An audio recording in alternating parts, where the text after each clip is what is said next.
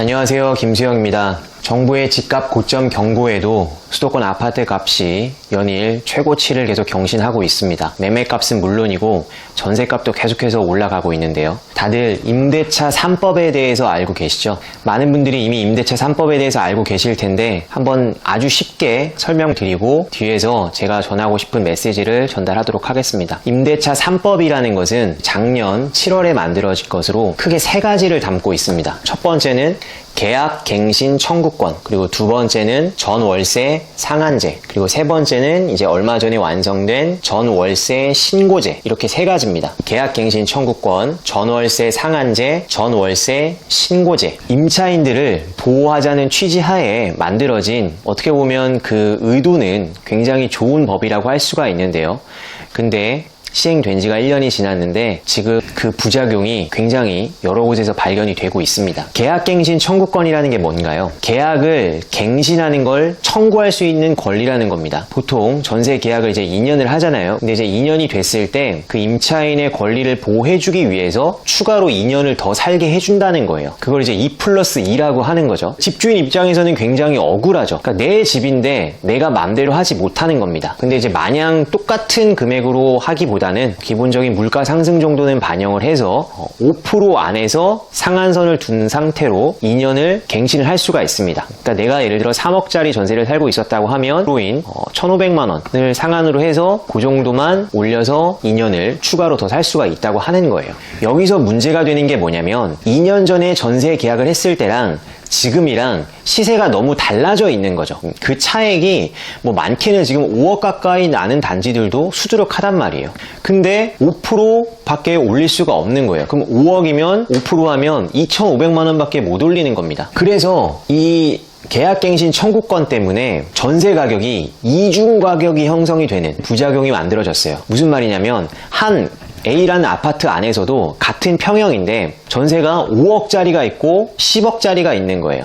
왜? 임대차 계약갱신 청구권을 쓰지 않는, 지금 신규 계약을 하는 계약은 10억의 전세가 나가는 건데 2년 전에 5억에 계약을 했던 건 5% 상한에 걸리기 때문에 5억 2,500만 원밖에 못 받는 거죠. 그러니까 근데 더 문제가 뭐냐면 이제 2중 가격을 넘어서 3중 가격이 형성이 되고 있어요. 그러니까 임차인이 계약갱신 청구권을 쓸 수 있지만 임대인이 직접 거주한다고 하면 그때는 임차인이 계약갱신 청구권을 행사할 수가 없습니다. 정부에서는 하도 집주인들이 불만을 표하니 또 나름의 예외 조항을 만들어 준 거예요. 그래서 어떤 부작용이 생겼냐? 임대인은 우리가 직접 실거주 할 테니 나가달라는 거죠. 그러면 임차인 입장에서는 또 할 말이 없는 거예요. 저 임대인이 직접 거주를 하려고 하는 건지, 또는 시세가 지금 너무 많이 차이가 나니까 일단 우리를 내보내고 다른 사람을 더 올려받으려고 하는 건지, 그거는 뭐 좀 의심스럽긴 하지만, 근데 당장 내가 이 집에서 내쫓기면 이미 주변 시세가 너무 많이 올랐기 때문에 나는 갈 데가 없는 겁니다. 지금 내가 살고 있는 동네에서는 평형을 굉장히 낮춰서 가거나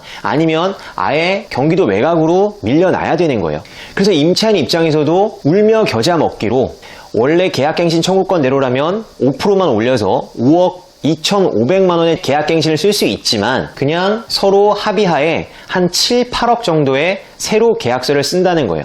임차인 입장에서는 밀려나면 주변 단지가 지금 10억이니까 그거 하느니 그래도 2, 3억 정도나 올려서 7, 8억의 계약서를 쓰는 게 더 유리하다는 거죠. 임대인 입장에서도 지금 시세 10억은 못 받지만 그래도 2, 3억 올려서 7, 8억 받으면 추가로 2, 3억이 들어오니까 또 좋고. 그러니까 애초에 정부의 취지와는 달리 계약갱신 청구권이라는 게 전혀 제 역할을 못하고 오히려 전세가만 폭등을 시킨 상태에서 더욱더 혼란만 가져왔다. 그리고 임대인과 임차인 간의 어떤 분쟁과 갈등은 계속해서 더 증가해서 오히려 임차인이 임대인한테 이사비를 요구한다든가 이런 일들도 벌어지는 거죠. 그래서 지금 같은 아파트, 같은 평형인데도 무려 3개의 가격이 형성되는 5억, 7억, 10억 이렇게 3개의 가격이 형성되는 웃지 못할 일이 벌어지고 있다. 제가 꼭 말씀드리고 싶은 게 있는데요. 전세를 살지 마세요. 전세를 절대 살지 마시기 바랍니다. 내 집에서 사셔야 돼요. 내 집에서. 신축 아파트에 좋은 동네에 전세를 살려고 하지 마시고요. 조금 동네가 떨어지더라도 또는 좀 구축이더라도 내 집에서 시작을 하세요. 집을 못 사는 이유는 두 가지입니다. 하나는 집값 하락이 염려돼서, 또 다른 하나는 내가 지금 자금이 부족해서. 그럼 첫 번째, 집값 하락이 염려돼서 못 사는 거면 그건 공부를 통해서 메꿀 수 있다 그랬죠. 그래서 웬만하면 내 집에서 시작을 하도록 하세요. 내 집에서.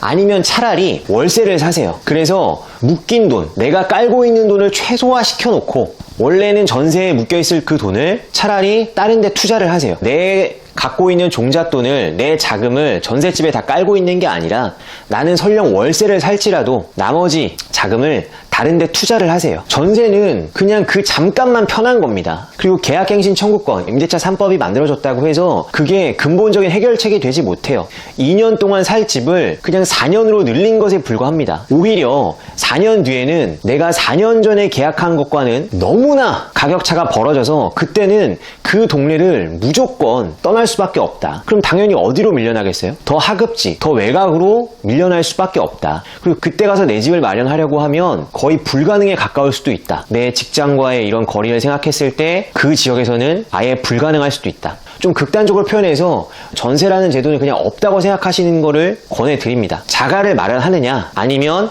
월세로 보증금 최소화해서 들어가느냐, 거기서 월세를 살면서 만든 자본, 종잣돈을 다른 데 오히려 투자를 하세요. 그게 맞습니다.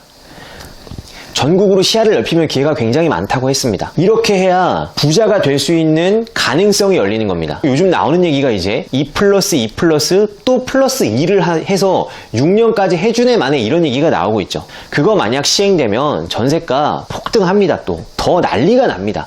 그걸 2년 더 살게 해줬네, 우리 임차인들을 위해서 해줬네라고 절대 그렇게 아니라고 생각하시면 정말 큰일 납니다. 요약하자면 전세란 없다. 나는 내 집 마련 아니면 월세를 산다. 그렇게 해서 마련된 자본, 깔고 있는 돈을 최소화해서 그렇게 마련된 자본으로 다른 데 투자를 한다. 전세라는 거는 그렇게 투자를 하는, 전세 레버리지 투자를 하는, 갭 투자를 하는 그때 레버리지로 활용하는 겁니다. 그러기엔 너무나 좋은 제도죠. 3억짜리 아파트를 2억 5천짜리 전세를 끼고 2억 7천짜리 전세를 끼면 3천에서 5천만 원으로 살 수가 있으니까 요렇게 레버리지로 활용하는 전세를 써야지, 내가 지금 실거주를 하기 위해서 월세 아까웠는데 전세는 뭐 2년 뒤에 내 돈 돌려받으니까, 이렇게 아니라고 생각하시면 안 됩니다. 2년 뒤에 그 원금 보장이 되는 게 아니에요. 당연히 인플레 때문에 물가가 상승하니까 그 원금 가치는 하락이 되어 있고, 그것뿐만이 아니라 2년 뒤, 4년 뒤, 6년 뒤에는 더 점점점 멀어져, 더 외곽으로 밀려나게 된다. 그리고 집값이 가만히 있느냐? 절대 그렇지 않습니다. 이미 그거는 지난 몇 년간 이 시장을 보셔서 다들 알고 계실 거라 생각을 합니다. 자, 젊으신 분들은 웬만하면 부모님과 함께 사세요. 나는 어쩔 수 없이 혼자 살아야 된다, 독립해서 살아야 된다고 하면 차라리 월세를 사세요. 그리고 종잣돈을 정말 최소화하세요. 종잣돈이 깔려있는 게 더 큰 리스크입니다. 그거를 어떻게 하시라고요? 전국으로 시야를 넓혀서 투자를 한다. 그래서 그 돈을 불려온다. 그 2년 동안 열심히 아끼고 저축해서 시드를 모으면서 나머지 내 지금 갖고 있는 시드는 이쪽에서 또 불리는 작업을 한다. 그래서 이 양쪽이 지금 같이 돌아가줘야 됩니다. 그래서 2년 뒤에 또 새로운 곳에서 다시 한번 불리던지, 아니면 그 돈을 합쳐서 더 상급지로 가든지, 아니면 그때 이제 배팅을 해서 내 집 마련을 하든지, 꼭 이 발상을 잊지 않으셨으면 좋겠습니다. 지난 첫 번째 영상이 올라가고 나서 또 신사임당님 채널에 영상이 올라가고 나서 제가 한 3, 4일간 엄청난 문의 메일을 받았습니다. 그래서 많은 분들께서 질문을 해주시고 지금 어떤 상황이고 어떤 조언을 구하는 메일들을 많이 보내주셨는데요. 제가 그거를 일일이 답변을 드릴 수 있는 상황이 현실적으로 너무 힘이 듭니다. 그리고 제가 그분을 정확히 모르는 상태에서 함부로 이렇게 온라인상에서 어떤 조언을 하기도 쉽지가 않고요. 영상 아래에 많은 댓글들을 남겨주시고 또 피드백 주시면 제가 앞으로 찍는 영상과 컨텐츠에 반영을 하도록 하겠습니다. 그리고 곧 제 새로운 책이 출간이 됩니다. 책 제목은 3천만 원으로 시작하는 아파트 투자 프로젝트라는 이 제목으로 해서 조금만 있으면 책이 출간이 될 텐데요. 소액으로 전국으로 시야를 넓혀서 투자할 수 있는 방법들, 그 지역들에 대한 분석, 그리고 지금 소액의 종잣돈을 갖고 계신 분들이 앞으로 어떻게 해나가야 되는지 그런 방법론을 담은 책이거든요. 출간일이 정해지면 그때 다시 한번 말씀을 드리도록 하겠습니다. 제가 신사임당님 채널에서 같이 대화하듯이 또는 교육하듯이 영상을 찍을 때는 나름 이렇게 편하게 하는 편인데, 이렇게 혼자 카메라를 보고 찍는 건 여전히 어색합니다. 제가 예전에도 좀 시도를 몇 번 했었는데 아직도 이제 부끄럽고 좀 이런 걸 힘들어하는 경향이 없지 않아 있는데 계속해서 극복하고 노력해서 앞으로 많은 좋은 영상과 컨텐츠들로 찾아뵙도록 하겠습니다. 많은 응원의 댓글 달아주시면 통하면서 저희 채널을 같이 재밌게 만들어 갔으면 좋겠습니다. 그럼 또 다른 영상으로 찾아뵙도록 하겠습니다. 감사합니다.